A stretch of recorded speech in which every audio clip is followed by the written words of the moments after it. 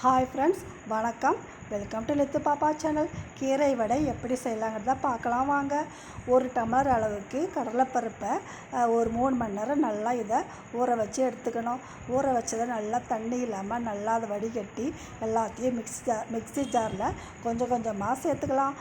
இது கூட ஒரு 2 காஞ்ச மிளகாவும் சேர்த்துக்கலாம், ஒரு துண்டு இஞ்சியும் சேர்த்துக்கலாம், 4-5 பூண்டு பல்லையும் சேர்த்துட்டு ஒரு ஸ்பூன் அளவுக்கு சோம்பையும் சேர்த்து இதை அரைச்சி ஒரு பவுலுக்கு மாற்றி எடுத்துக்கணும். இப்போது இந்த பருப்புக்கு தேவையான அளவுக்கு உப்பையும் சேர்த்துக்கணும், கொஞ்சம் பெருங்காயப்பொடியும் சேர்த்துக்கணும், கொஞ்சம் கருவேப்பிலை, ஒரு பச்சை மிளகா, ஒரு பொடியாக நறுக்கின வெங்காயம் சேர்த்துட்டு ஒரு பிடி அளவுக்கு கீரையை நல்லா பொடியாக நறுக்கி வச்சுருக்கேன், அதையும் நல்லா சேர்த்துட்டு இதை நல்லா கலந்து ஒரு வாழை இலை எடுத்து அதை வடை மாதிரி தட்டி எடுத்து வச்சுக்கணும். இப்போது ஒரு கடாயில் எண்ணெய் ஊற்றி எண்ணெய் நல்லா காய்ச்சது நம்ம ஒவ்வொரு வடையாக இதில் சேர்த்துக்கலாம். எல்லா வடையும் இதில் சேர்த்துட்டு இது நல்லா வெந்ததும் இதை நம்ம திருப்பி போட்டுக்கணும். இப்போது பாருங்கள், நல்லா இதை வெந்துச்சு பாருங்கள். இப்போ திருப்பி போட்டுக்கணும். இதை ஒரு பிளேட்டுக்கு நம்ம மாற்றி எடுத்து வச்சுக்கலாம். இப்போது சுவையான நல்லா டேஸ்டான கீரை வடை ரெடி ஆகிடுச்சு.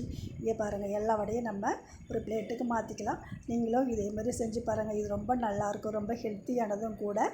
தேங்க்யூ ஃபார் வாட்சிங்.